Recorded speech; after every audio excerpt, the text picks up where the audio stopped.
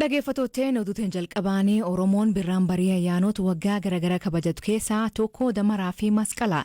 Damaraan fulbaana keessaa jalbultii ayyaan gubaa yookiin masqalaa fi irreechaa birra irratti kabajama.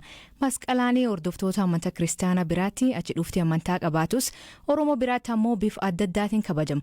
Godina Wallagga Baatti ayyaani masqalaa yookiin gubaan akkamiin kabajamaa jennee gaafanne maanguddoon dhalata naannichaa obbo Malkaamuun gosa nyaataa hundarraa dhiyaatuun nyaatamaa jedha. Sangaan kun waan baay'eetu qophaa'a. Waan waggaadhaa guyyaa sana gaafa damaraa namni adda addaa nyaatee hin bulee baras immoo hin quufuu kan jedhamutu jira.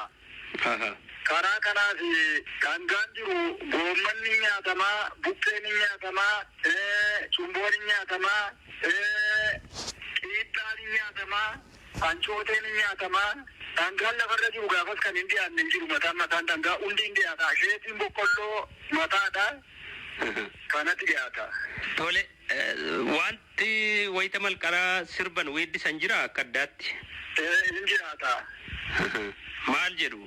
Egaa iyyoolee jedhu. Iyyoolee jedhu masqala baalii yoo sirbe maali? Masqalan jibbaa maal fena jibbaa ayyaana waggaa ayyaantuu dargaa dareekodha.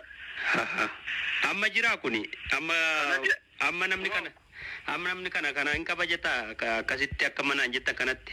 Amma garraa boru guutuu gidaarratti kabanya kana. Ufi daraaran hadhoon yookiin abaaboon keelloon dhiyeenkanaa ayyaan masqalaa fi irreecha mul'atu maani? Itoophiyaa qof keessatti argama jennee Yuunivarsiitii Finfinneetti barsiisa muummee heddumminaa lubbuu qabeenyaa fi qorata kataanii Profeesar Sabsibee Daggisoo deebii kan nu hin.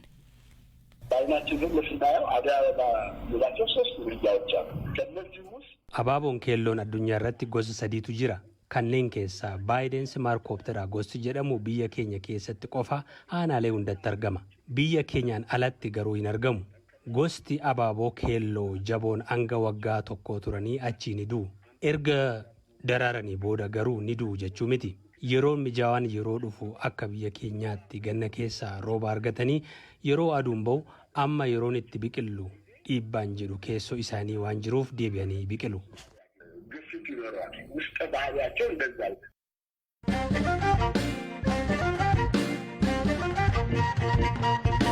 Suudaan yaalii waraana Itoophiyaa daangaa keessaa deebisee qabachuuf taasisee ofirra ittisuu himti. Mootummaan Itoophiyaa kan yeroo dheeraa fi dhibba daangaa Suudaan waliin mudate karaa nagaatiin furuuf fedhii qabaachuu ibsaa ture dhimkan irratti ammaatti deebii hin kennin. Galaana Balaay dabalata qaba. Suudaan yaalii waraanni Itoophiyaa lafa humnootni isaanii erga waraanni kaaba Itoophiyaa dhalatee qabatan deebisee qabachuuf taasisee ture qolachuu himte. Dureen waraanaa Sudaan Jeneraal Abdul Fattah al-Burhaan yaalii fonqolcha mootummaa torban darbeetiin booda attamiin waraanni isaanii biyyattii eegaa akka jiru kan mul'isudha jedhan. Ibsa kana keessatti taateen kun aanaa Umbarakaatii jedhamu keessatti mudachuutu gabaafame. Himannaa kanarratti yaada gama waraana Itoophiyaatiin jiru argachuuf yaalamus BBC'n ammatti deebii argachuu hin dandeenye. Haa ta'u malee Al Jazeeraan maddeen mootummaa Itoophiyaattiin jedhe eeruun akka gabaasetti humnootni keenya daangaa Sudaan irratti sochii taasisuu yookaan bakkeewwan kamuu keessa seenuu hin beeknu jedhan. Bakkeen Umbarakaatii jedhamu naannoo daangaa Sudaanii fi Itoophiyaa naannoo muddamni itti dabalaa jiru Alfa Shaagaa keessatti argama. Naannichatti lafa gabbataa qonnaa baroota dheeraaf lammiileen Itoophiyaa misoomsaa turan Sudaan kan kooti jechuun himataa turte. Erga Itoophiyaan hidha guddicha haaromsaa laga Abbayyaa irratti ijaaruu eegaltee fi waraanni naannoo Tigraay keessatti eegalame kaasee walitti dhufeenyi Sudaanii fi Itoophiyaa jidduu wal jalaan laafuu eegale.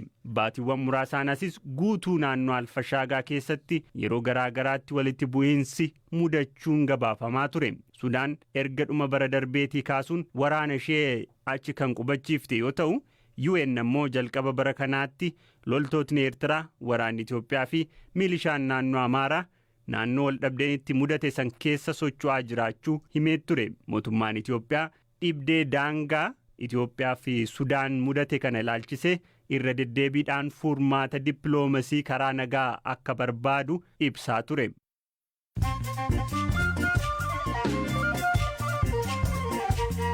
Dhaggeeffattoonni amma oduu gabaabaa addunyaa isanii dhiyeessaa jalqabaanii ministeerri dhimma dubartoota daa'immanii fi dargaggoota Itoophiyaa hojii gadhiisuuf iyyata galfatte. Aadde Filsaan Ahmed haalli duudhaa fi wanta dhaabbadheef faal deemuu amantaa ofii fi uummata Itoophiyaa qabu cabsuu jette. Dubbii himaanii ministeerichaa obbo Zalaalem Shambal galgalaan BBC'f akka mirkaneessetti xalayaa galfachuu isii dhugaa ta'uu hima garuu sababa gadhiiftetti natti hin himne jedhe. Paartiin badhaadhinaa guyyoota muraasa keessatti mootummaa haaraa hundeessuuf deemti. Kaab Nigeeriyaa bakki yeroo dheeraa fi rakkoo nageenya jirtuutti shiftaanii loltoota 17 fi namoota nagaa lama jeessuu mootummaan hima. Namoonni hidhatan magaalota 5 keessa seenuun buufata loltoota gubuunii loltoota jeessan. Jiraatonni hedduun biyyoolaa Nigeeriyaa baqatanii jiru. Erga Taliban Afgaanistaan to'attee aangootti deebitee seerii hedduun jijjiiramee jira. Amma bulchiinsa Helmand keessatti seera islaamummaa cabse jechuun Taliban ogeessonni rifeensa hareedaa akinaadannee fi murree dhoowwiti. Namni seera kan cabse kamuu akka daabamu poolisiin Taliban kan seera amantaa kabachiisuu beeksise. Pireezidantiin Kooriyaa Kibbaa Moon Jae-in foon saree ka biyyattiitti nyaatamuu dhaabsisuu maal jedhe. Kooriyaa keessatti waggaatti saree miliyoona oliitti qalamuu himan. Haa ta'u malee ijoolleen ammaa aadaa san lakkisuu jirti.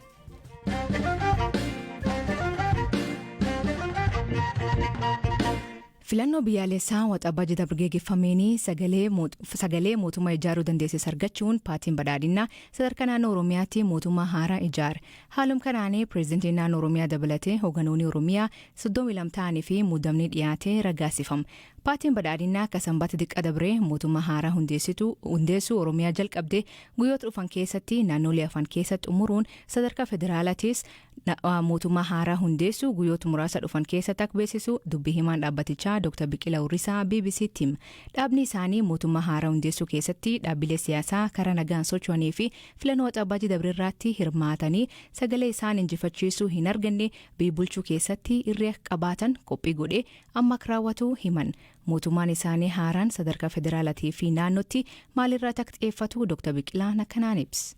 Qormaan inni guddaan bakka adda addaatti sababa karoora dheeraa Itoophiyaa diiguu TPLF qabatee deemaa ture sanarraa kan ka'e rakkoo nageenyaa qaamni shororkeessaa kun uume fi caaroon isaas bakka adda addaatti fallatee rakkoo nageenyaa lammiilee keenya irratti uumuu danda'u kana hiikuun baay'ee murteessaadha. Chaalenjiidha jennee amanna. Garuu immoo xiyyeeffannaadhaan irratti hojjetamuu qaba jennee amanna.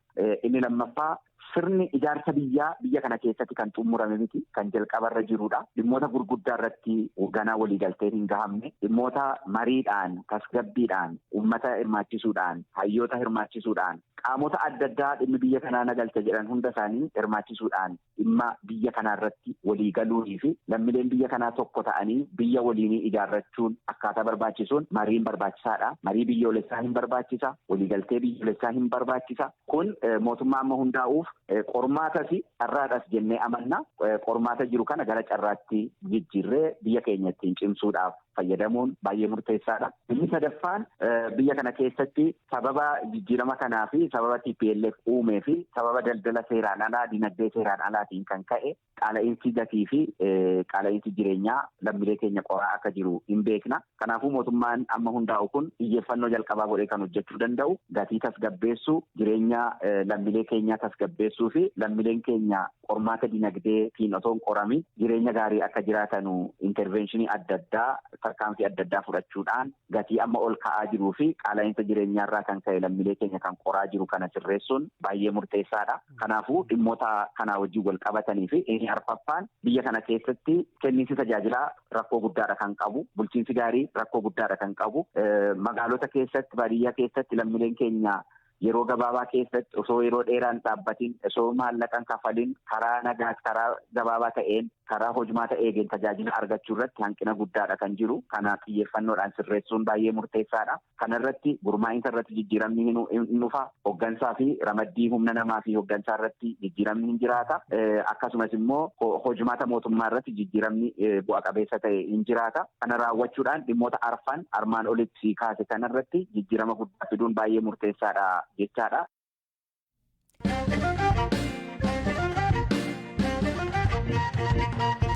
Dorgommii maratoonii Baaliin kalee geggeeffameen atileetiin Itoophiyaa Guyyee Doolaa kaganaan dura maratoonii fiigee hin beekne tokkoffaa ta'uun addunyaa keessatti gurguddaa horate. Guyyeen atileetiin umrii 26 Oromiyaa godina Gujii Gandbiluu dhalate. Man barumsatti fiigichee galuun boodirraa leenjii fooyya'aa argachuu fi gara Finfinneetti qajeeluu himan. Dorgommichaan booda BBC'n ka dubbate Guyyeen waa'ee dorgommichaa kanaan hima. Dorgommichi isin ulaalaa turtan dorgommii jalqabarraa miira namaa hawwatu akkasumatti dorgommii gaarii taasifnee gara dhuma kiiloomeetira 22 kaasee hafte ni oo'a. Kanaaf akka jalqabaa deemnisanii deemuu hin dandeenye ho'ee waan jiruuf dorgommichi bifa saniin sa'aatii seerni gadi bu'ee sa'aatii ammaa fiigne kanas akkas jedhee yaada. Egaan dorgommii kana injifattee jirta. Qananiisaanis morkataa ture sadaffaadha kan ba'e. Qananiisaa faana dorgommii kana morkachuu kee dorgomuu kee muuxannoo maalirraa argattee waliin fiiguun keessanoo bu'aa maalisiif qaba? Dhugaa inni gaaffii bareeda. Qananiisaa wajjin hirmaachuu jechuun goota biyya keenyaati. Goota addunyaan namni kamiyyuu jaalate isa kabaju. Isa wajjin hirmaachuu jechuun anaaf carraa guddaa. Dorgommichallee akkuma isa wajjin ilaalaa turtan san bifa gaariin deemaa turre. Haala sanii innis OR'aan kaafa'ee haalli peesoonni godhaa turan sun eega peesoonni baane dorgommicha bakka bifa jaanne sun ga'uu dhabne. Maalidha kan karoorfatte kanaa booda? Kana booda hojii dirqamaa namni jabaatee hojjate iddoo guddaa ga'a. Kanaaf hojiin nurraa eegama bakka fooyyessuu qabnu bakka badee kan maal sirreessuu qaba akka jedhu garanumaa barumsaan kana fudhee hojiitti hojjedhaa yaada jedhu qaba. Fiigichi fageen dheeraan ka beekamu atileet Qananiisaa Baqqalaa maratoonii kan irratti sadaffaa ta'uun naas fudhate. Dhukkubsatee turuu isaa fi dorgommichi tulfaatu ka himu Qananiisaan atileetiin Itoophiyaa injifachuun isaaf gammachuu ta'uu ibse. Egaa walumaa galatti ijoolleen keenya waan mo'atteef itti gammadee jira. Itoophiyaan waan asii mo'ataniif kanaaf wal dorgommii waan ta'eef baay'ee gaariidha. Umaa natti hin dhaga'amne. Egaa wal dorgommii kana hirmaannaan godhadheetuman dhufe duraan durseetti natti ulfaachuu akka danda'u waan beekuu dhufe. Egaa fuulduratti sirriitti qophaa'eetoo abdii koo galmaannan gaa jedheen yaada. Akkami kana booda dorgommiin New York Marathon jira. Akkami hirmaannaa achi irratti maal karoorfattee akkamitti deemte kana booda? Egaa shaakala koo laaletoo yoo shaakalli koo gaarii naa deeme hirmaachuu nan danda'a New York irratti. Yoo shaakalli koo gaarii naa dhufuu baate immoo hirmaachuu baachuus nan danda'a. Dorgommii maratoonii yeroo jalqabaaf hirmaattee dorgommii maratoonii Baaliin kalee geggeeffame gam dubartootaan kan injifatte atileet Gutaay Toom Gabresillaaseen karoorkii galmaan ga'ee jettee BBC'tti himte. Dorgommii hiika jalqabaa waan ta'eef maratooniin maal fakkaataa ka jedhu hin beeku ture jetti. Dhaggeeffattootteen sagantaan irraa ganumaan waliin turuu keessaniif ulfaadha isaniin jedha. Mammaasii galgala kanaa malkaa buuftu abbaat laallata. Hiikan isa san biraatti maanii kooment keessan nu beeksisa. Sagantaa kan qophees Galaana Balaay gam teknikaatiin Oskar Bunga keessaniif dhiyeessan aslii galgalooti agborisaatti akkana nagaa waaqa kee bulaa oraa bulaa deebanaa hangafamaan dhan bulaa.